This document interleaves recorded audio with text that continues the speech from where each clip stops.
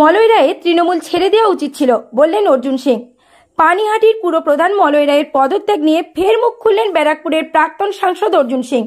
সোমবার তিনি সাংবাদিকদের মুখোমুখি হয়ে বলেন, মলয় রায়কে পুলিশ দিয়ে ধমকে পদত্যাগ করানো হয়েছে। মলয় রায়ের উচিত ছিল তৃণমূল ছেড়ে দেওয়া। তার দাবি, মলয় রায়ের মেরুদণ্ড বাঁকা। এদিন বিজেপি নেতা অর্জুন সিং পানিহাটির বিধায়ক নির্মল ঘোষকে নিশানা করে বলেন, ওনার মেরুদণ্ড সোজা নয়। তৃণমূল কাউন্সিলর অনুপম দত্ত খুনের মামলায় ওনার জামাইকে ফাঁসি দেওয়া হবে, এই জুজু ওনাকে দেখানো হয়েছে, নইলে উনি বিদ্রোহ করতেন।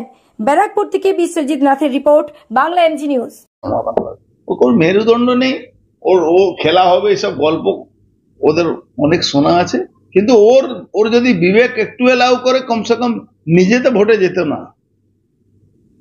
এটা তো করতেই পারতো কি আমি এই ভোট থেকে বাদ হলাম। প্রতিবাদের তো অনেক রাস্তা আছে, অনেক ভাষা আছে, সেই ভাষাও তো অনেক করতে পারতো।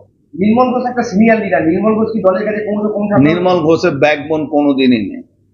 আপনারা ভাবেন সিনিয়র লিডার, কিন্তু আমি ওনাকে জন্মলগ্ন থেকে চিনি, ওনার ব্যাকবোন নেই। উনি নিজের লাভের জন্য উনি সব কম্প্রোমাইজ করে নেন। উনাকে জুজু দেখাচ্ছে কি জানেন? উনি বিদ্রোহ করে নিতেন, ওনার জামাইকে ফাঁসিয়ে দেবে ঢুলু মার্ডার কেসে। এই জুজু দেখিয়ে উনাকে চমকিয়ে রেখেছে, নাহলে উনি ঠিক বিদ্রোহ করতেন। খেলা হবে, এই মলয় রায় পুরো 180 ডিগ্রি ঘুরে গিয়ে বলছে কোনো খেলা হবে না, দল যাকে ঠিক করবে সেই চেয়ারম্যান হবে, আমি তাকে হেল্প করবো। একটুখানি দিকবাজি না। মলয়দের দম কত!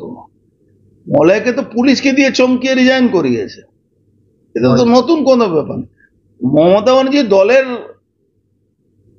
প্রেসিডেন্ট হলো থানার ওসি, আর এসপি হলো, সিপি হলো জেলা প্রেসিডেন্ট।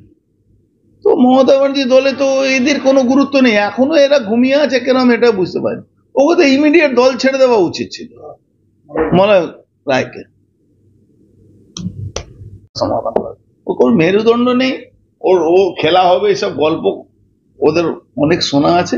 কিন্তু ওর যদি বিবেক একটু এলাও করে, কমসে কম নিজেতে ভোটে যেত না। এটা তো করতেই পারতো কি আমি এই ভোট থেকে বাদ হলাম। প্রতিবাদের তো অনেক রাস্তা আছে, অনেক ভাষা আছে, সেই ভাষাও তো অনেক করতে পারতো। নির্মল ঘোষ একটা সিনিয়র লিডার, নির্মল ঘোষ কি দলের কাছে নির্মল ঘোষের ব্যাকবোন কোনোদিনই নেই। আপনারা ভাবেন সিনিয়র লিডার, কিন্তু আমি ওনাকে জন্মলগ্ন থেকে চিনি, ওনার ব্যাকবোন নেই। উনি নিজের লাভের জন্য উনি সব কম্প্রোমাইজ করে নেন। উনাকে জুজু দেখাচ্ছে কি জানেন?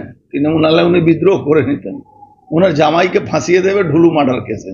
এই জুজু দেখিয়ে উনাকে চমকিয়ে রেখেছে, নাহলে উনি ঠিক বিদ্রোহ করতেন।